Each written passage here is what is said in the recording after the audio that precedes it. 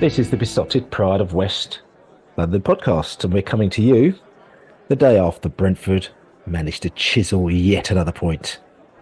To safety, some people would say. The fear of relegation is still there with some people, which is fair enough, as they say. But so getting 1 point to Brighton, some people were happy with that. Some people thought maybe we should be trying to get more. We'll talk about that on this podcast. I'm sitting here in the virtual joint, probably 5,000 or so miles away from my colleague here, Laney, who's in the house. Laney, how are you? I'm good. I'm very good. Yeah. Got back from an attritional draw last night. As you say, yeah, chiseled a point away from what was a very good team, Brighton. Yeah, plenty to talk about, and they, as we said earlier in the week, they're coming thick and fast. We've just got two games out of the way, it seems, and then we've got Villa on the horizon day after tomorrow. So, yeah, quick turnaround, and the boys go again up in Birmingham. That's right. Right. On Saturday, we're playing Aston Villa, but let's just hark our back to this midweek. Actually, because obviously, like I said, we got a point against Man United, which people are a little bit gutted about.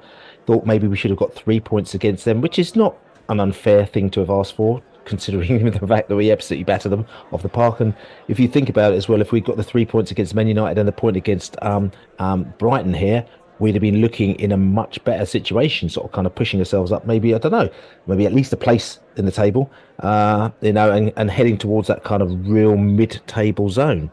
But this Brighton match, on the other hand, there's certain other things that could have gone very horribly wrong for Brentford. And we'll talk about that a little bit later. There's some games that, back in the day, we might have lost these games, but maybe there's a bit more of practicality about Brentford, which is just allowing us to kind of, and like I said, I'll talk about that later, which is allowing us to go into these games and say, look, let's just get whatever result we feel, the minimum result we feel we need to get out of this game, and then let's just move on. If we get that, that's good. If we get anything better than that, that's fine. But not only that, because that game is also affected by other games that are happening, and this is one of the sort of big midweek Premier League weeks, actually, where there's actually midweek games, because normally in the Premier League there aren't midweek games unless you maybe got an FA Cup replay or if you're in Europe. But in general, all the games come on a Saturday or a Sunday, or if you play Monday Night Football, it's then. So it's actually quite strange to have like a big glut of games in midweek. I think the other glut of games that come in midweek is just after Christmas as well. And I think there's probably maybe one a little bit earlier in December. But other than that, you're not used to it. So sort of having the game on Saturday or Sunday, and then having a couple of days off, and then having a Tuesday, Wednesday, and a Thursday where games are being played which may affect your position is rather strange. And there were a few games that sort of affected us, weren't there, Laney? Yeah, all at the bottom of the division. But yeah, the games on Tuesday, they didn't go badly against us, but Nottingham Forest, they got a rare win. They were 3-0 up against Fulham at half time. Fulham, to their credit, they battered Forest in the second half, and they probably deserved to get something out of the game, really. Everton got a point up at Newcastle, which again, it's. To be fair, Everton stuck in there. They got a bit of a fortunate penalty, and it's then we're looking at Sheffield United are away at Liverpool tonight. Burnley they got another point, didn't they? And then it's Luton lost at Arsenal, so it's a difficult one for us to well, I'll say not difficult, but it kind of muddies the water a bit. It kind of changes what you expect. I mean, obviously we expect us to win, but in my head it's like we need to do enough to just escape. We're not going to win every single game. I think last night kind of was a bit of a reality check. I think the game against Man United kind of lulled us into we're back to full strength, and we've got a wealth of options now that Brian Mbumo's back, and Reguilon was going to be in contention for the start yesterday, and we're hearing Was hearing that one or two others are on the horizon. It showed last night how kind of fragile we kind of still are. And two games in a few days was kind of a big ask for some of the young players. You know, Yarmouk looked a little bit out of sorts. He looked like he was confused about what was expected of him. He actually looked like he looked like he was blowing actually, but whether that was the case or not, I'm not sure. But he made it to the second half, and there was like one or two others that didn't really have the same impact as they did on Saturday night. But very different opposition. Brighton are clearly better than Man United, Bill. From what you saw, would you agree with that? Yeah. I mean, I'm going to come and talk about the Brighton game in a little bit when we will talk about that in much more depth. But what I'm going to come back to, because you were talking about Luton losing to Arsenal, which is, I think, was actually the key result. As you know, I keep on saying, and I keep on going on about, is that, my fear of Brentford going down is 0.01%. You know what I'm saying? Or probably even less than that. And my thing is that, we just basically just need to chisel points to just keep ourselves with our head above water.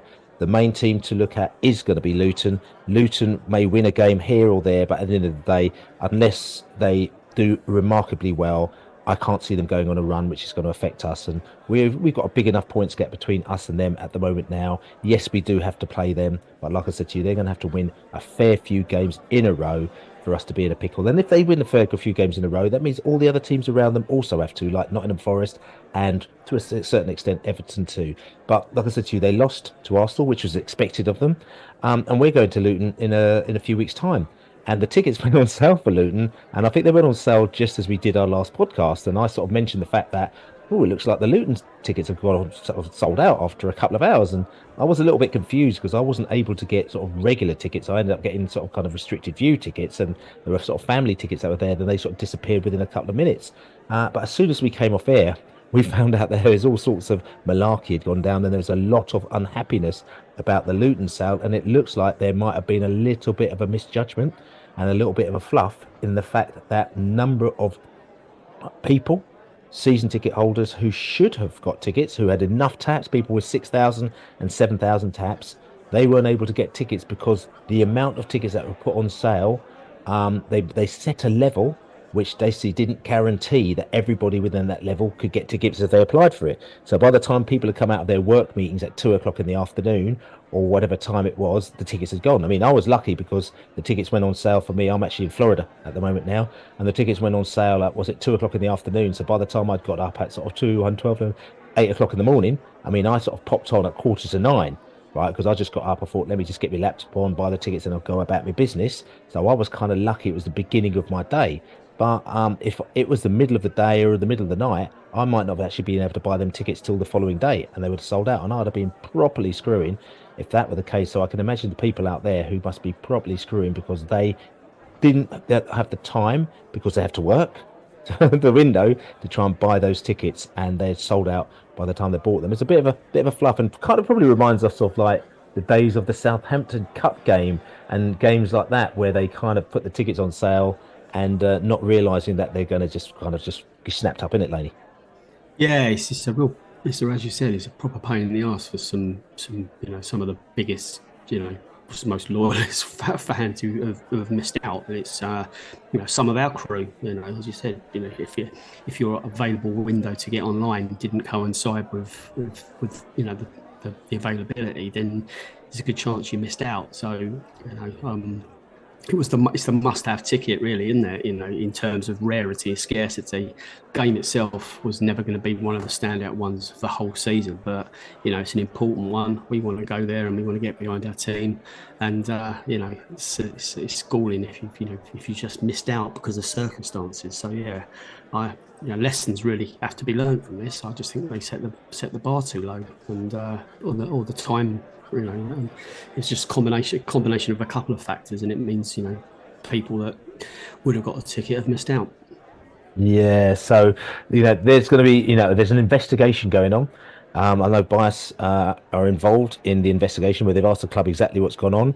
However, and I'm not saying it in a laughing way, but I'm laughing saying they can have as many investigations as they want, but they're not going to be able to get any more seats at Luton, or unless they can miraculously find tickets. But I know in the Luton end, that's going to be. I mean, one of my friends, the charity Rob, his son plays for Luton, and he normally gets tickets for Luton games, but he said that the Brentford game is one that he very much doubts he's going to get a ticket for, because it's going to be one of those real high highly wanted for ticket. You know what I'm Mhm. saying? So he's going to be struggling to that. So Luton's going to be selling out. We've obviously sold out our end. They can't build any more seats. Maybe people might have to try and see if they can sort of put Well, places in the from houses what I'm behind the ground.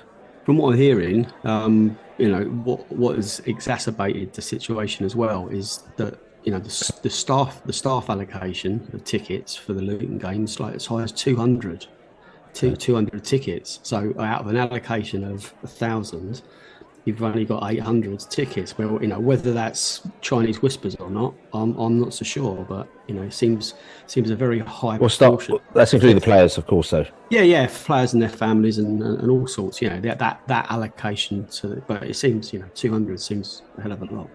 yeah. Yeah. So anyway, so watch the space to see. Maybe there might be some more free tickets, tickets freed up at Luton. We shall see. But like I said to you, it's a really frustrating one for the fans. It's a 3 o'clock kickoff as well. So legally, the fans can't even watch the game. Whether or not the club might decide to do a beam back to the club. That's a bit of an interesting question. I mean, I know you used to do it back in the Championship. We were allowed to do that back there. I don't know whether or not they're allowed to do that here for matches, but maybe that's something that they should also be considering that there's a number of fans that would have missed out on that one. What do you think?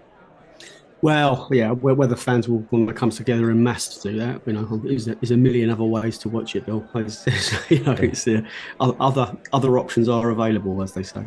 Yeah, they are available. Not saying that everybody goes for those other options as well, Laney, but like I said to you, it just may be an option for people to watch a game, having a bit of a drink and watching the game, and enjoying the game, hopefully. But anyway, listen, we'll come back to Luton, at another time, because that game is in the future. We've got a few more games that we need to talk about before we play Luton. We're going to go away. We're going to come back, and we are going to talk about that Brighton match.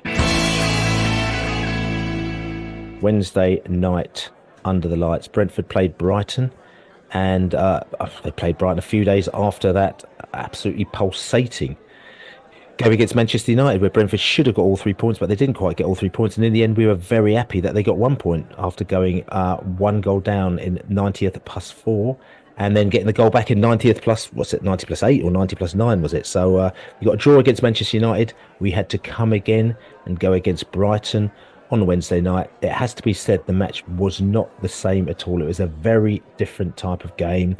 And it started off with a bit of strangeness, because it started off with the word on the street saying that Brian Mbumo was going to be playing instead of Ivan Toney. And that wasn't even a word on the street. An official tweet had gone out on the official Brentford, platform, saying that, Ivan Toney has been dropped at the last minute. I think it was due to an injury, and Mbumo is going to start ahead of him. And then all of a sudden the match started and Ivan Toney started. So there's a bit of strangeness there, wasn't it, Laney? Yeah, I mean, it went around the ground like wildfire, really. I mean, it wasn't just it wasn't just in the West Stand. Someone come up to me, goes, "Oh, do you hear? Tony's been swapped for Mbumo," and I just went, "Really?" I mean, I just thought, "Oh God, here we go. It's just this is all we need." Just when you think your talisman's gonna get back on song, and the team's come out, and I'm looking around me going, that looks like Ivan Toney to me. And then it was only until really, and they all actually kicked off. I thought, no, it's definitely Ivan Toney. So yeah, I'm not quite sure what happened there, and obviously the original tweet has been deleted. So yeah, that did cause a lot of confusion. I think we were all slightly surprised to see that Thomas had named a completely unchanged team from the Manchester United game. You could, obviously you could understand why, because there was no one in the team on Saturday that deserved to be, in brackets dropped. But with Mbumo back and they saying that he was, fit to start if need be, then you expect him to come in to kind of just make our starting lineup stronger. And in the end, he got his 20 minutes at the end. Uh, whether that was something that Thomas would regret or do the same again, because the energy levels did seem down, and I go back to what I say. Very different opposition, maybe a different game plan, maybe judging the strengths and weaknesses between Brighton and Manchester United very differently. Man United did give us a lot more space to play through, around, and back to front and sideways. We were able to kind of impose our game way more than we were against Brighton. In fact, Brighton were the ones that seemed to be in control of that for large chunks. We did have quite a lot of opportunities. We seemed to get behind them in the first half. Didn't really do that in the second, and the pessimist in me, or for the Brentford fan that's watched Brentford almost every game this season, you kind of expected them to actually go ahead. I'd seen those kind of us sitting deep, us soaking up a lot of pressure, and it's okay when you're doing that against teams that necessarily you absorb pressure in periods through every game, but when you do that against sort of like the lesser teams, you can see us riding the wave, but there seems to be a bit of an inevitability about conceding sometimes, and I saw that last night. But to their credit, we defended really resolutely again, and we restricted them to pop shots from range. Really, I don't think Flecken was really troubled. Didn't have to, he certainly wasn't forced into making the kind of saves that he did against United. So I guess mission accomplished. Do you agree with that, Bill? Yeah, I mean, I do agree. I mean, like I said to you, I managed to I watched the game, but obviously I'm here in Florida, and me and my brother spent, we're in Tallahassee, right, which is, it's the capital of Florida, but let's just say it's not the most liveliest of places. It's got loads of bars, it's got lots of characters, it's got lots of activity, but it hasn't got that much activity, to be quite honest with you. And we spent about the whole of the afternoon before driving around to different bars trying to find somewhere that was going to show the game. And we were like, we could sit and watch it on our laptops, but really, we really want to sit down and sit in a bar and watch the game. So we drove around to about 15 different bars. It's like, no, sir, sorry, no, we're not showing the game on Peacock. No, we're not showing the game on Peacock. And eventually we found this one bar, and so I watched the game in this bar. And to be honest, I thought this is actually perfect, because we went there, and the day beforehand they were very accommodating. They basically said, we're going to give you your own TV. You can come down there, you can watch the game, and you can have a right laugh. And I thought, yeah, okay, it's cool. So I thought we turned up at the bar, and my brother said to me that there's going to be no one else in this bar. You can sit down there, you can watch the game on your TV, you can do whatever you want to, and then that's fine. So, and I turned up in this bar at 2 o'clock in the afternoon, and it was absolutely packed, full of characters, what I say. And let's just put it this way, myself and my brother, we were the only two people without the presidential campaign caps on, endorsement caps, you know what I'm saying? We didn't have our tramp caps on, but everybody else did in the house, and we sat down to watch the football. But to be fair, the people were very friendly, very accommodating. They sat down there, they said, we have got no idea about football, but as long as you are happy, we're happy. And we sat down there, had some good IPAs, and to be quite honest, I had a real good laugh. But we sat down and watched the game, and I said at the time, I said, boy, this is a very different. And I sat down with this Man United fan as well, who'd moved from England to Tallahassee as well about 20 odd years ago. He was actually going to pick up his kids from school, but as soon as I popped in, all of a sudden that went out the window, like, you know what I'm saying? So I don't know if social services are being called or what, but like, he's sitting down there drinking whiskey with me at 3 o'clock in the afternoon, like, watching the Brentford game. And he sat down and he's going, this Brighton team are very organised. The Brentford team are, it took them a while to get back into the game. But for us, it was a very, very different challenge, because Brighton, yes, they had a lot of the ball, but also they weren't doing the things that Man United were doing. They weren't allowing us to have the ball, and dictate the play. And it was much more difficult. And what I thought in the end of the day is, I just thought that Brentford, because a lot of people saying they're very unhappy that they didn't try. We definitely didn't want to lose that game. So we played a really, really, really safe game, I thought. We sat back. We just basically did not making a mistake. So even though Brighton had a lot of that game and they had some very good players, there wasn't any point in that game where I felt that Brighton were dominating to an extent that I thought that we were going to lose. I just kind of thought this looks like it's a bit of a draw, a nil-all game all the way through. And I was happy with that because for me, like I said to you, I just want to see us chiseling points away. I don't want to see us losing games. And that game we probably would have lost. Probably, a couple of seasons ago, at the first season in the Premier League, we probably lost that game. But today we kind of just said, look, tell you what, let's just go out and get the point if we can do, and then we'll be happy with that, and then we'll just see what we could do on Saturday. I don't know if that was the feeling around the stadium because from the feeling that I got, there was a bit of gloom that people weren't happy that we weren't going for it on Saturday. But I was happy that we didn't go for it, and I was just happy for us to try and nick something if we could do. Yeah, yeah. I mean, it kind of did have nil-nil written all over it. If I'm, if I guess we're being honest in hindsight, but as I said, it was maybe it was just me. I just thought it would be our luck that we would concede one, and it would be difficult to kind of flip it and go from being safe to be going gung ho. And I. The big shout was clearly the VAR incident just before the break.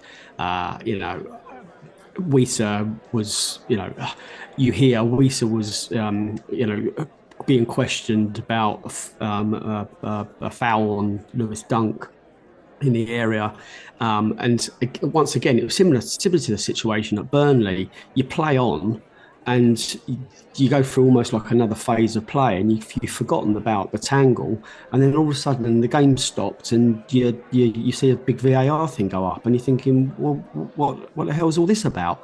And you thought, oh, here we go again. We're gonna get a really really dubious VAR penalty against us, and it's gonna be a game changer, but. To the referee's credit and to the amazement, I think, of every single person in the ground, that the referee went over to his monitor, he watched it, and it was obviously a nervous pause, and he turns round, and like they always do, they hesitate before they walk back onto the pitch and gather their thoughts, and instead of him doing the square shape with his fingers and then pointing to the penalty spot, he just walked over and spoke to both players. We spoke to Dunk, and he gave a free kick the other way. So, we were amazed, and I think maybe at that point you're thinking, right, okay, the luck's with us.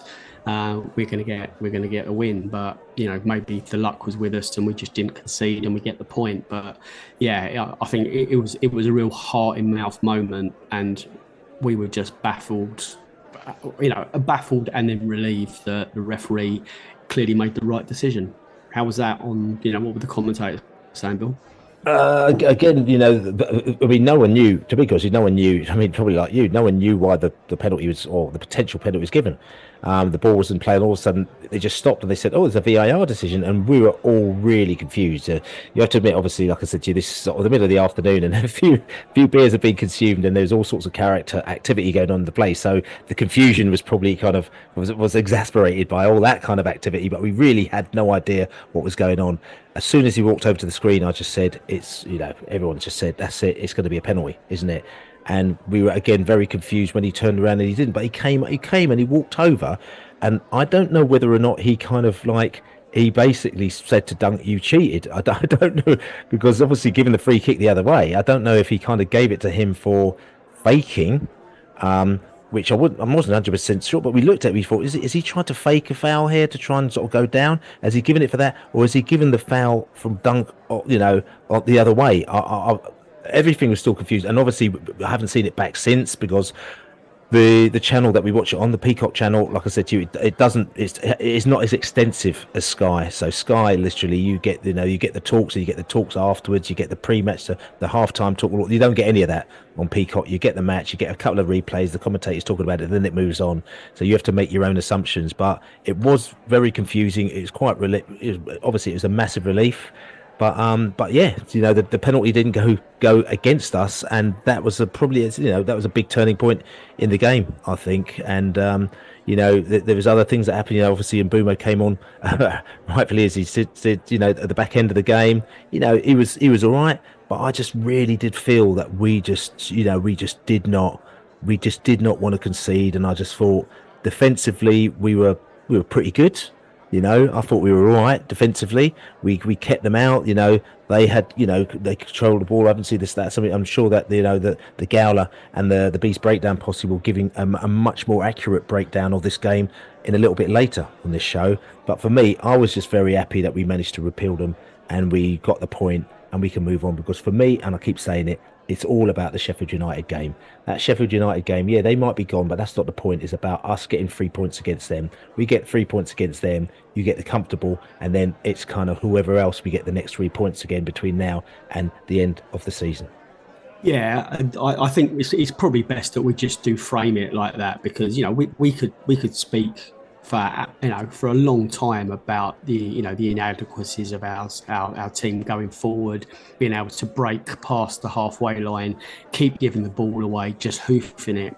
There was no outlet, and when we actually did finally have an outlet when Brian came on, there was three players on him. It was kind of like they knew that if they could keep him quiet, they could police the rest of the game, because we weren't able to kind of retain any kind of possession for any period of time, really, especially in that second period. And it was really frustrating to watch. The way we kind of threaded the ball. We played like one touch, give and goes round statuesque Man United players. The Brighton lot were really aggressively pressing, and they were clearly better organised, better motivated, had a clear expectation of what was kind of expected of them, and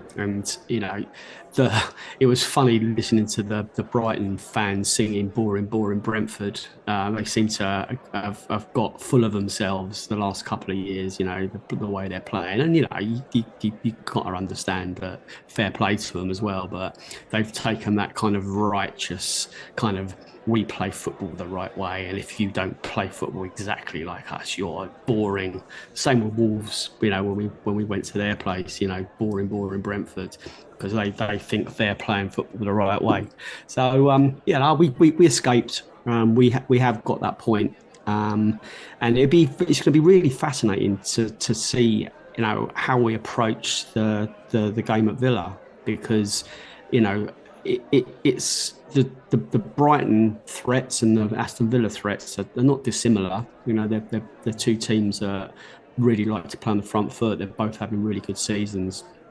Get the ball wide, there's width there, and there's threats from deeper as well. So Thomas Frank has got his work cut out again to kind of keep us tight, get the energy stores replenished, and make the decision about whether this is the game that Brian starts, or whether we kind of just keep it tight and bring him on for 20 minutes.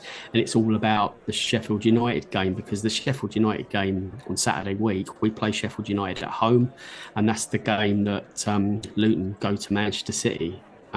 So there's a potential 6 point swing there, and as Gould, as kind of reticent as I am to keep harking back to Luton Town in that final relegation spot, that's really, we've said it a million times, that's kind of really what our season's all about.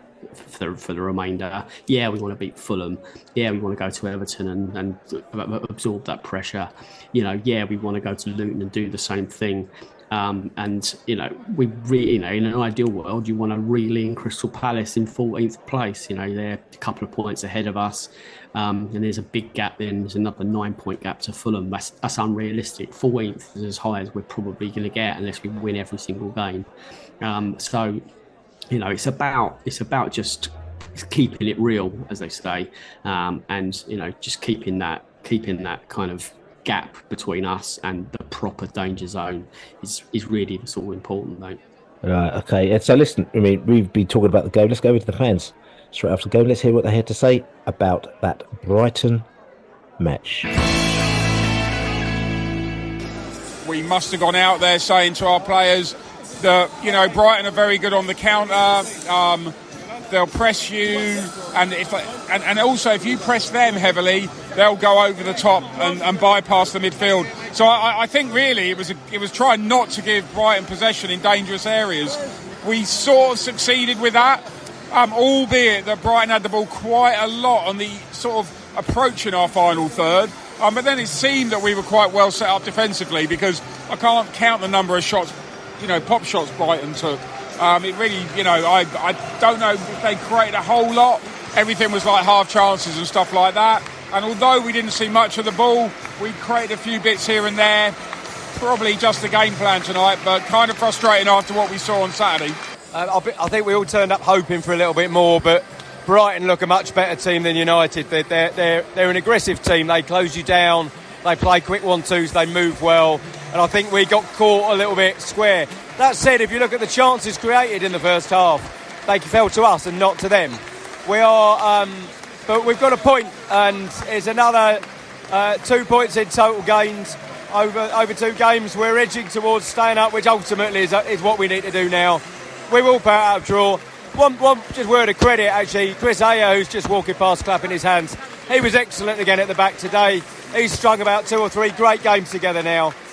So fair play to the defence. We held out. Brighton didn't actually create a lot, but we were hoping for a little bit more. What I must say is, defensively, some of the tackles that Brentford players put in, just throwing their bodies on the line, and anyone in here who doubts that they won it, you need to look at some of those, on a replay tonight, because they were defensively. I think we look a lot more solid. That's 2 games unbeaten now. Didn't really trouble their keeper much, which was disappointing, but it's something to build on. If we play like we've played in these last 2 games over the next few weeks, I mean, Aston Villa is going to be tough, but let's face it, we get a point at Aston Villa, that's fantastic. If we don't, then we just focus on Sheffield United. There you go, fans after the Brighton game, and look, let's just move on. Just quickly, just give a quick match summary, actually, because interesting. I mean, we're talking about how good or not so good the Bees were. I mean, 67% possession right now to 33% as well. Their XG was 1.14 to ours 0.57. So yeah, they created quite a lot of high opportunity chances. But the fact is that they had 24 shots. Okay, only had 1 big chance though, but they had 24 shots to our 5. They had 1 big chance, we didn't have any. So it's almost like they created quite a lot to get that XG, but there's a lot of bluster and there's a lot of, just a lot going on that didn't sort of kind of create very much. I mean, they had 605 passes to our 251 and 91% pass accuracy. So you can see, they were good at keeping the ball, compared to us. Interesting, the man of the match, and this was sort of the man of the match by WhoScored.com. Because the besotted global man of the match actually hasn't been decided as yet, because we're still voting on that, because this podcast is happening thick and fast after the game. But Mark Flecken actually was the top performer according to WhoScored.com, with a score of 8, which is good for Flecken, because like I said to you, he's coming under a lot of flacken as of late this season, so good for him to have got that. Then after that it was Julio, João Pedro, Pascal Gross, Jarl Wietben as well, all for Brighton, who are the top performers. So, it kind of goes to show you how the game was going. But also, you've got to argue to say that's kind of how we were playing our game, because interestingly, on the tackles front, the highest tackler was Joel Wietben as well, and he got 5 tackles. But after that, all the top tackles were Janelt, Collins, Damsgaard and Yarmouk, all Bees players as well. So it kind of just goes to show you what we were doing to try and make sure that we did not let them into that game. Just talking about the game itself as well, Laney. I mean, we've talked about the chances. We've talked about how we've we've held it back. Oh yeah, the summary. Okay, I mean, let's just talk about Brighton first. I mean, they created goal-scoring opportunities from through balls and also from long shots, but they were poor at finishing. Brentford, quite interestingly, almost like the reverse for the Man United game, Brentford had no significant strengths, and we were poor at finishing, and we were caught offside often. So that's probably a bit of a fair reflection of the game. Do you think, Laney? Yeah. I if we're being totally honest, you'd say we had no significant strengths. I think that's pretty, in 3 words. That's pretty well kind of like succinct, isn't it? So I expect us to have more significant strengths when we go to Birmingham at the weekend.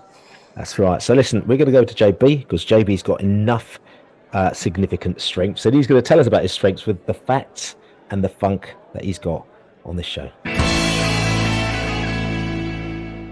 you ready for this? I told you it was coming. Woo! JB, and he's ready to sock it to you one time. Get it! Hello, Jonathan Birchall here again. So it was 2 games in 4 days against 2 teams with eyes on European places, which were both 0-0 in the 93rd minute, although very different up to that point. Against Brighton, we had our first Premier League 0-0 of the season, and the first at home since Chelsea 18 months ago. It was our 5th clean sheet of the season. We had 9 at this stage last season, with 5 being the same as Raya in Season 1, where Fernandes had also kept 1. In the last 45 days, Ivan has now gone 7 league games without a goal, his longest run for us, although he has scored for England in this time. Saturday's point against Manchester United was only the second one we've taken off a current top 6 side this season, Spurs on day 1 being the other. In the Man United away game, they equalised in the 3rd added minute and scored their winner in the 7th. It had been the only time this season that our opponents had scored in added time. They then carried on with that with their goal in the 6th added minute on Saturday, but our equaliser in the 9th added minute was the latest goal we scored in the 9 seasons that added time has been used for recorded goal times. Ticket allocation has been a topic of discussion this week. Throughout our history, this has always been a tricky issue. For a major FA Cup tie with Chelsea in 1950, which eventually see 36,000 at Griffin Park, the club decided to allow in-person purchases to buy 4 tickets each. However, it was quickly discovered that entrepreneurial youngsters were buying 4 and then selling them for a higher amount further down the queue. The club then reduced the allocation to 2 each and banned children from buying tickets. There you go, JB, facts and funk. And like I said to you, that Brighton game, I think is teeing us up nicely for the Villa game at the weekend. We've got the Gowler at the Bees Breakdown, who is giving us a bit of a breakdown on not only the Brighton game, but he's also looking forward to the Villa game at the weekend. Let's have a listen to what Bees Breakdown have got to say about those 2 matches. Hey, this is Jacob Gowler with Bees Breakdown. So for that Brighton review, Brentford ended with 0.57 XG to Brighton's 1.14 XG. Brighton held 67% possession, but nothing really to show for it, right? They ended with 24 shots, but 11 of those were just ambitious, out-of-the-box, long-range efforts, and Brighton ended with their longest average shot distance of the season. And Brentford did create some chances of their own from their high press and man marking, but the Bees were just missing that final pass or clinical finish. And normally De Zerbi wants to build out of the back with those short passes, but I thought Brentford's high press routinely forced them to launch it long to bypass the press. And then Brentford did create some opportunities from winning back possession after disrupting Brighton's build-up, but I thought that the Bees also showed a glimmer of possession-based football of their own. There was one instance that ended with a good chance for Wisa that he just couldn't put on target. All right, so for that Villa preview, they're currently 4th, thanks to some clinical finishing and above-average keeper play. They've scored about 6 more goals than expected and saved 3 more goals than expected. However, while they are allowing the 4th lowest total amount of shots, when opponents do get those opportunities, those shots are generally on target and close-range efforts. Their opponent's shot on target percentage is 37.7%, and they're allowing the shortest average shot distance. And some of this is due to Villa's high line, which we've seen in the past. This season, they've caught opponents offside 138 times. And for reference, Tottenham is 2nd at 99. I do think that one area the Bees can gain an advantage is winning second balls or 50-50 balls.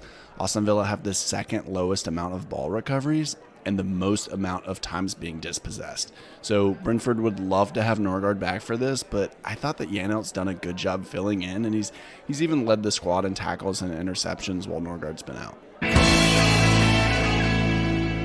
So there you go, Bees Breakdown, statistical and tactical lowdown on the Brighton match, and also looking forward to the Villa match. And I'm very much looking forward to standing underneath the big screen on Saturday up in Nashville with the Gowler, who's going to be flying into Nashville to watch Brentford play Aston Villa on the big screen in the Premier League Fan Fest. And I know nothing about Nashville whatsoever other than country music, and it's got some very good writers. If you're music industry, and you want good writers, you actually know, you go to Nashville, you go to the publishers down there, and they will get you good writers for your artists.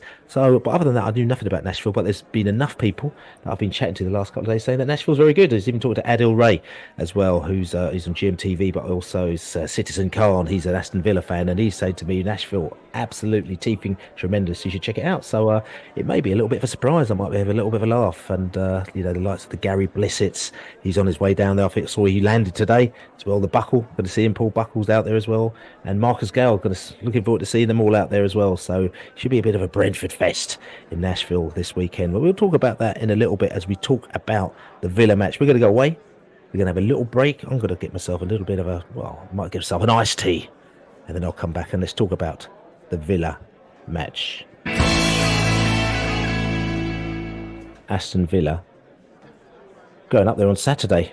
Normally quite a good little away day for us. I mean, things have changed a little bit because the pub that we normally go to, unfortunately, the Barton Arms, has closed down just out of the blue. And that's a bit of a gutter because that used to be a little bit of a sort of meeting of minds. Brentford fans and Villa fans used to meet there. We used to have a good old chinwag before the match and after the match, and then we'd go off to the game. But it's not there anymore. So I think Bees fans are a little bit kind of at odds ends as to what to do before this match now, which is a bit of a shame because it seems like there's a bit of a tradition that has been completely and utterly just got rid of. But Aston Villa, it's really funny because Villa obviously doing very well, trying to go for Europe, but also a bit of a funny side because they've got a season where they're doing quite well, but I don't know whether or not their European exploits has also made them a little bit of a kind of you don't know what you're going to get with Villa. I mean, what do you reckon, Laney? Yeah, recently, I mean, they've got a few injuries as well. I think Ollie Watkins is out for the weekend. He was out last night for the defeat at Man City, but he's got them playing well. From the reports I read and from the bits and bobs I've picked up on, they're getting a bit of kudos for at least trying giving it a go up at the Etihad. But there you go. That's what happens. You play an expansive open game, and Man City do you fall. And you're right to highlight their European run because it's still going. They've got two games in the next fortnight. They're playing Lille. They're away next Thursday. So you've got at home next Thursday, and then they're away the following week. So they've got a lot to be kind of thinking about, and there's a distraction. There is a distraction. Obviously, after them losing last night, they'll want to bounce back, and they'll be expecting to beat us, and I'm kind of expecting them to beat us as well. But the European games is probably it's probably like their biggest real chance of success this season, and they'll be taking that massively seriously. So yeah, it's an exciting finale, to be honest with you. A lot of people do give the Europa Conference League a lot of flack, but it shows that you can chop away in there, and if you've got the strength in depth, then you can get some silverware. So Aston Villa are a team that I enjoy watching. It's a ground that I enjoy going to. We don't always have the best of luck there, but we need to obviously go there and do a lot better than we did last season, where we were literally blown away in the first 15 minutes, weren't we? That's right. And that's the thing. I mean, and also we weren't expecting it last season as well, because it did come completely out of the blue. And also what I'd say is I think it's one of those things where Aston Villa last season, it was a bit of a perfect storm for them. All of a sudden, I think that they were just very good, and they came to us, and it was almost like the start of their we're actually going to be quite good this season. And after that game, I mean, they beat us. Was it 5-1, 5-0? It was there was a lot of goals in it anyway. And then the Aston Villa fans came to us and they said at the end, "Oh, we're going to get to Europe this season." And I thought, well, listen, mate, like you've just beaten Brentford, by 5 goals, but that doesn't mean that you're going to be a European team because you have to be consistently good. But to be fair, that was almost like the beginning of the rise of Aston Villa as being the new team that we know now. Now, whether or not they can keep it up, that is a very, very big question. But for me, we're gonna go there, and it's gonna be tricky. We know they've got good players. We know they've got good attacking players. In a way, it's quite good that Ollie Watkins isn't playing because after what happened at New Griffin Park early on in the season with the furore that went on there, he doesn't have to go and start explaining that and start bringing that all up, and that could or couldn't affect things. It might also get their players all wound up because they're thinking, right, he's back again. We got to protect our Ollie, all that kind of stuff. The fact that he's kind of out the picture, I think, kind of it's quite handy for us actually as well. So we just kind of need to concentrate on making sure the other players who are also quite good don't actually kind of get anywhere near the goal. So it is a worrying game. It's a tricky game. Again, it's not one of these games where I think that we would have or expect to get 3 points at all. If we can nick a point up at Aston Villa again, I'll be completely delighted because again, it's chiseling away and just getting these points to just pull us away from that zone down the bottom there so that everyone can relax. So for me, that's what I'll be looking for, and I'd be expecting and hoping that Brentford are going to be playing their slightly safe game again, sitting deep, obviously trying to hit them on the break. Whether or not Brian gets a start or not again in this game, I don't know. Personally, again, I would leave him for Sheffield United because that's a game that I just think we know that we're going to win, and I'd rather him be going all guns blazing against them than kind of risk any injury or anything like that against Aston Villa. I mean, your thoughts, Laney? Yeah, well, you're right. It's Thomas Frank's going to be more than aware of the strength of Aston Villa, and the statos and the analysis people will work out the best sort of way. But we've gone away to Man City and we've kept it really tight and we've frustrated them. And okay, we certainly probably weren't our most expansive, but we have to be confident that we are going to create. We do create something in every game. Well, you can say last night was probably the one we created the least, as the XG will show. But I back us normally 99 times out of 100 to create a couple of big chances in every single game we play, and whoever we play against. So if we can just keep it tight at the back, and do that low block, we will be 5 at the back again. I have no doubt. We'll go there to frustrate when we have to, and we have got the ammo to hit them hard. We have got some pace in behind. If we can get that ball, we are really reliant on Matty Jensen to pick out those killer passes, and Wisa to use his strength. Wisa is on good form. He didn't score last night, obviously, but he looks lively, and he looks the one that's able to kind of break the lines and probably get in behind. Ivan Toney will be man marked very, very closely, and he's going to be very physical. I think Aston Villa aren't afraid to go in hard, and I think it's going to be quite a niggly game up at Villa Park.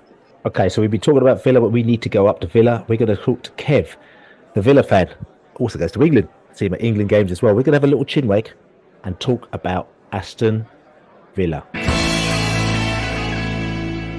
So yeah, big game Saturday. We're off to Villa again. The mighty Bees. Villa have been on a European tour, and their fans are very happy, with what's gone down this season. I think I'm making a lot of presumptions here actually, but I thought, to find out if they really are happy, you've got to go to somebody who knows everything about Villa. We've got Kev, the Villa fan, and also the England fan. I see him at all the England games that I go to as well. Kev, how are you? Hi, mate. Yeah, really good, thank you. Great to join you. And yeah, we're very happy. Very happy. That's right. So listen, we've got the Aston Villa coming up on Saturday. I mean, I'm just going to quickly give you a little thought for you to just throw your minds back to this season. I mean, just talk about this season quickly. Are you happy? Are you not happy? And just give us your marks out of 10. we're really happy, mate. Honestly, it's probably a 9 out of 10, if not even a 10, and it could become the 10. As you said, we're in Europe. We're enjoying that. We've got Lille next week coming up in the quarter-final of the Conference League.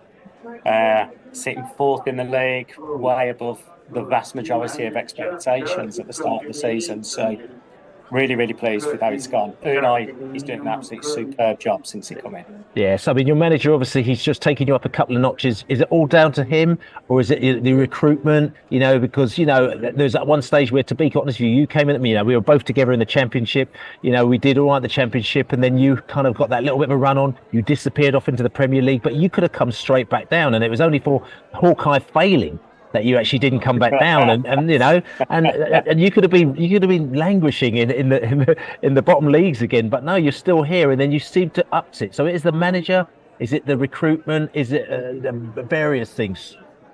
Yeah, probably various things, but I think the vast majority has to be down to the manager. He's done a great job. I mean, if you look at where we were when we got rid of Gerrard last season, Unai came in, we beat Man United in his first game, which we just don't tend to do. And just from there, went on a brilliant run, qualified for Europe, going from about 16th when he came in up to finish up to qualify for Europe with the squad that Gerrard had. And then some really sound recruitment over the summer. Pau Torres, for instance, hopefully you'll get to see him Saturday. He was rested last night. He, for instance, at the back has been absolutely superb. And all about Oliver as well, of course, who's probably under the coaching of Unai, just having his best season for us since he joins us. Yeah, so and then you talk about the season. Obviously, you're happy. You've talked about a couple of players you brought in. You've talked about a couple of games that you played as well, but also the European tour. Just talk to us about the European tour. Villa haven't played in Europe for quite a while. It's got to be said. What is it like, going on the European tour? What are the games like? What are the away days like? Well, to be honest, my first away game is going to be in Lille in 2 weeks' time. 2 weeks tonight. So I've been on the away trips myself, done the home games. It's great. For me, I'm certainly of that sort of age group. I was 16 when we last won a trophy back in '96. I'd take anything. We've got a real chance of winning the Conference League, and I think most of us, we're not bothered whether it's not the Champions League, it's not the top ranked European competition that we're in, but we're really pleased to be there. Had some good nights at home. With the Warsaw game, and the fans didn't get in because they were fighting outside and over the tickets with the police. Just quickly talk about that. How bad was that? Because we saw it on video, and it kind of seems to be, because the thing that I say is that first of all, I was glad that Brentford didn't get into Europe last season. I said that at the time because I think it was too early for us, and I think it goes to show you, if we had got into Europe this season, we'd have been in real trouble with our injury problems, and we'd have been really, really stretched. But you've got into Europe. But the other thing that kind of worries me a little bit is some of these European fans, they take things a little bit too seriously, and especially when they're playing English teams, and they come over in their droves, and they're like they're on some sort of kind of war march, like I'm saying. I heard some Villa fans saying that it's kind of the worst that they've ever seen. Is that true? Yeah, I think if me personally, I come off at Aston Station and walk up to the Holten and sit in there. So all the aggro was right at the other end. So we weren't really aware. There a lot of police presence around as we came off the train, walked up, a lot more than normal. Once we got in and there were no away fans in, at first I thought it was maybe one of those things, where they all stay on the concourse and then all come zooming up just into time for kick-off or something like that. And of course then the rumours start. Now there's a load of aggro down there. The police did a great job that evening, really in containing that. So we didn't see much, but the lads who sit behind me, who'd had to walk up from Perry Barway, said, similar to what you just said there, like not seeing anything like that for, I don't know, probably since we played Birmingham. Okay, so you're equating your Eastern European challenges against Birmingham City, which is quite an interesting comparison. Like I said to you, we talked about Udo as your manager as well, and the difference as well. I mean, like this season, just talk to us about, like I said, players. Players on your squad. Are you comfortable? Are you happy with your squad? Players that you've brought in, and who's also making you really excited? I mean, you talked about a few players earlier, but who's really exciting you? Just one or two players? Yeah, so I'd say one of the things actually about Europe as well is we did seem to cope in those throughout the group stage quite well with that Thursday and Sunday situation. I mean, you look at Brighton, who finished above us last year, brilliant. That they seem to struggle with it a little bit. So we've done one there. Diaby had started the season really well, paid a lot of money, 50 million-ish for him in the summer, so you sort of expect it. He started really well, went off the boil, but has suddenly come back into it. But before last night, I think he'd been involved in 4 goals in 4 games, so he looks back on the boil. We've just signed Morgan Rogers from Middlesbrough in January. A lot more to come from him, but he's suddenly starting to show, show a bit of potential. And then we've got what the press here are labelling the agents of chaos in Zaniolo and Duran. So Watkins missed out last night with a hamstring. I think they're saying he might be fit for Saturday, but I'm not so sure. So we may have Duran. He's only 20. He's Colombia. Well, he's Colombian. He came from MLS. Zaniola's one to watch. You don't quite know what you're going to get from him. A sort of man of the match performance. Could be a walking red card, a bit of a hot head. So up front, some exciting options. That's right. I'm talking about hot heads. Let's just cast our mind back to the game at New Griffin Park at the beginning of the season or earlier in the season. It's actually in December, just before Christmas. The last game before Christmas. Interesting one there. Aston Villa went 2-1 winners. There were red cards on both sides of that game. It got very fiery. It was one of those games where all of a sudden there seems to be a little bit of beef between Brentford and Aston Villa. Ollie Watkins, who is well and truly loved by Brentford fans, he went off on one because he mentioned the fact that one fan had abused him behind the goal, and so he kind of went off on him, and when he scored his goal he kind of started celebrating, and that just caused all sorts of mayhem. The Villa players came piling in and they were celebrating and goading the Brentford fans, and it just caused all sorts of problems. I mean, what is your feelings on that game? Yeah, I think it's very unusual for what, and you guys know this, but really unusual for Watkins to suddenly, lose his temper, as it were, like that. And he explained it away, didn't he, at the end? And I think, remember that Thomas Franks had tried to calm it as well, didn't he, his post-match, and said, because one guy and that. I think Martinez, from our point of view, had gotten involved as well and come running from his goal. And he I don't know if you want me to swear or not, but I mean, the sort of king of shithousery, I think, is how we describe him here. I think he got involved as well. But, I mean, between the two sets of clubs, I think it's quite unusual. I mean, I know we've taken managers and players and goodness knows what, but that's the problem. I don't think there's any lingering tension in the air from our point of view. Sorry. It'll be interesting to see what happens in this game, because also you got Ezri Konsa, who also used to play for Brentford, and it's a bit of a weird one, Konsa, because we signed him for 2.5 million from Charlton. We literally sold him 12 months later for 12 million to you. You enacted his clause. He couldn't wait to leave Brentford. It's almost, most people can't even remember him, to be quite honest with you. He hardly played, and he kind of just had that feeling that he kind of didn't really want to be here when he was here. So what was interesting, it seemed that he couldn't wait to get his oar stuck in, and when the abuse came, he couldn't wait to kind of dish it in as well. So I think the feeling was that when we go back to your place, it's going to be felt from the terraces and possibly from on the field as well, that Aston Villa are going to be giving it back as well as much as they did down at your place. Is that the feeling around you? Yeah, but it's not necessarily something we've particularly chatted about, like me and my mates up here. We'll see. But you never know. But you never know. You never know. Konsa will probably be playing right back again, like as we saw him for England with Matty Cash out injured. So you can expect him at right back. Okay, so game on. Let's talk about it. Game on Saturday. I mean, what are you expecting from Brentford? We don't want to bang on about it, but we've got about 3,472,000 injuries that we've managed to deal with, I think, admirably, in the fact that we haven't got into the relegation zone yet, considering we've had our whole defence out, and then the substitute defenders come in. Backup defenders come in and they get injured as well. We've got a new goalkeeper, Flecken, who was terrible to start off with, then had a good patch and was terrible again, but he's hot and cold, but he had a good game against Brighton the other day, and he's having some all right games. We've got Brian and Mbumo's been out, we've had Norgard who's been out, we've had Clean Lewis Potter, literally we've had key players out. We've almost had an entire first team out and a lot of them on long-term injuries. Ethan Pinnock's out, long-term. We've got, Rico Henry, who you know him very well. He's out for the whole of the season. We've got Aaron Hickey, right back. He's out for the whole of the season. We've had a nightmare when it comes to injuries, but we're still holding on in there. And that's the reason why you see us kind of conceding all these goals all the time, but we also are unable to score goals. So luckily, Brian Mbeumo's back.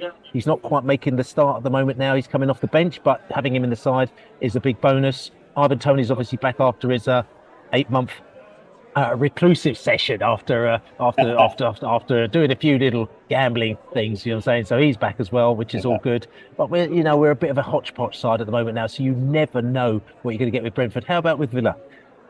Yeah, I mean, not a sob story, but we've had it as well. I mean, there was a thing going around last night against Man City, an 11 that didn't play that you could quite easily have picked. Martinez didn't play in goal, Pau Torres, for instance. We've had Tyrone Mings out all season, Wendyr out all season. So we've missed a few ourselves. I think that I quite fancy it on Saturday. And that's nothing against Brentford. That's purely from a Villa point of view. We've got John McGinn coming back. He rested those players, a couple of players last night, dare I say, against Man City, but he did. And we have a habit of bouncing back from bad results. So we obviously got beat 4-1 there. And just quickly talk about that Man City game. And talk about that Man City game just quickly. Yeah. We had some chances on the break. Like we looked as though we could get something at the on the break. Even at 2-1 after half time, I was there. I'd text my mate. I hadn't gone and text and said, just got to hang in there for the last 10-15 minutes because we're quite clearly capable of getting something on the break. Unfortunately, we ran into Phil Foden. From an England point of view, where we normally see each other. What a player. So, they'd rested Haaland, De Bruyne as well. So you were thinking at the start, with a strong team, you could have a chance here. But defensively, we just weren't quite there. And we really let in a poor goal just before half time, a direct free kick. The wall just fell apart, Adiola, actually. So that's quite a poor goal to give away. Robert Olsen goal. I think everybody's taken a deep breath when he's playing and not Martinez. Although I think it was just a last-minute sickness bug, so I think he'll be back for Saturday. Right. Okay. So talking about Saturday, I want you to give us a score prediction. I'm going to go with 2-0. I'm going to go 2-0 Villa.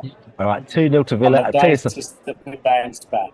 Yeah. Okay. So we haven't had. Sorry, just broken up a bit there. I'm going to have to say Watkins will score if he plays, of course. Oh, of course. In that little battle up front. Yeah, well, 2-0 is not as bad as the score that we had last year, where we were, was it 3-0 down after about 10 minutes or anything like that. So I think we'll be looking at the bonus if that's the case as well. So this is good. Listen, Kev, it's really good to chat to you. I would say that I'll meet you for a beer on Saturday, but like I said to you, I'm going to be in Nashville.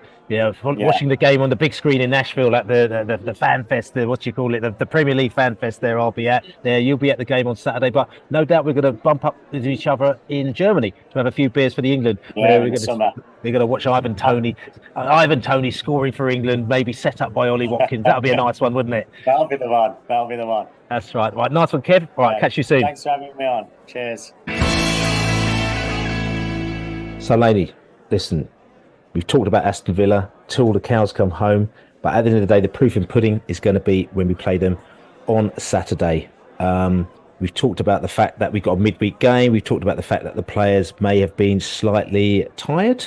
We never know. We've talked about the fact that the players may have decided just to not go for it in this game and decide to play for the safety factor. There's a possibility we might do, again, the same up at Aston Villa. Looking at where the strengths and weaknesses are for our opposition, their strengths are shooting from direct free kicks, also from finishing, scoring chances, creating chances, using through balls, also creating chances through individual skill, counter-attacks and attacking set pieces. They're strong in all those areas. Where their weaknesses are defending against attacks down the wings, defending against through ball attacks, and also very weak in the air. They attack through the middle. They like short passes. They attempt through balls often. They like to hold on to the ball. They play the offside trap. Opponents normally play aggressively against them. They normally have the same first 11, and they are aggressive. Could pose us a few problems there, don't you think, Laney?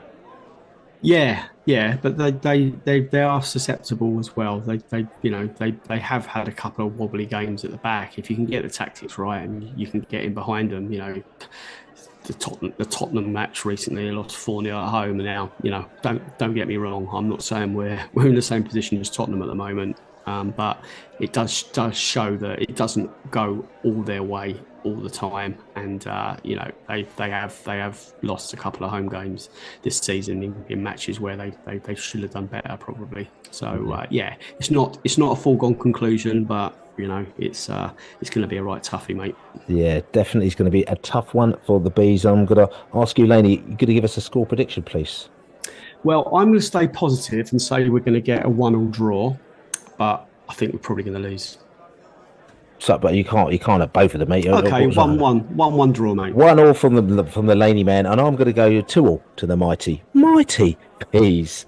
Which is all good. So listen, lady, I'll tell you something as well. Look, I'm looking forward to this game on Saturday. Like I said to you, I'm not nervous. It's not one of those nerve-wracking ones as yet. I'm more nervous actually about the Fulham game, which is going to come up in a month's time, but we'll talk about that later as well. I'm going to be very, very nervous when we play that team, because if things are going to be coming down to when we play Fulham and for us to actually have to beat them at that stage for some to get something up the ladder, that's not what I want. But Aston Villa, I feel very, very relaxed about it. So like I said to you, I'm looking forward to watching it under the big screen in Nashville with loads of Brentford fans as well, and the Marcus Gowler and the Gary Blissets and the Paul Buckles and all sorts of other characters is there, which is going to be good. I've just noticed actually I've noticed something I'm less happy about. They've released some sort of Nashville orientated sort of Premier League shirt.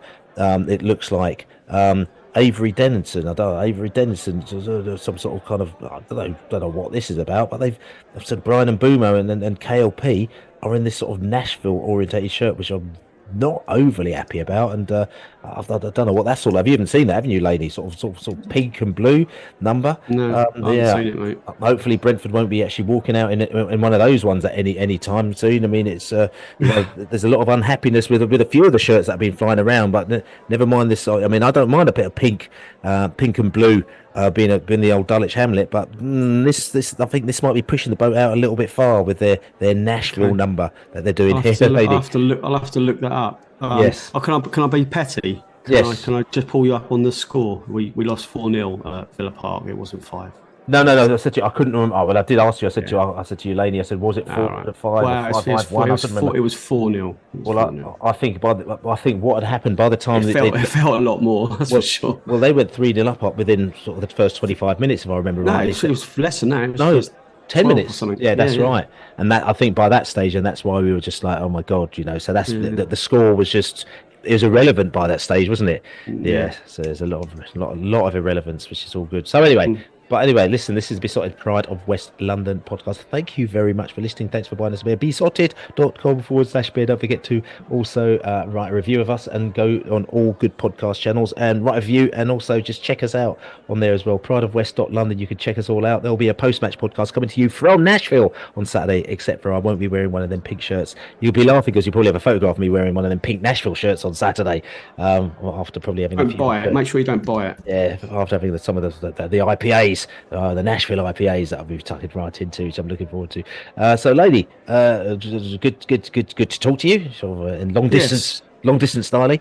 Yeah, have a good trip over there, mate. Enjoy it, and I shall see you back in Blighty next week. That's right. And we're going to play Aston Villa. We're going to beat them, as we say.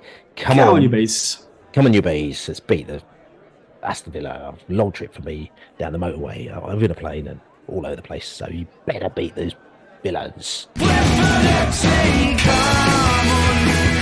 you Brentford, come on, you bees.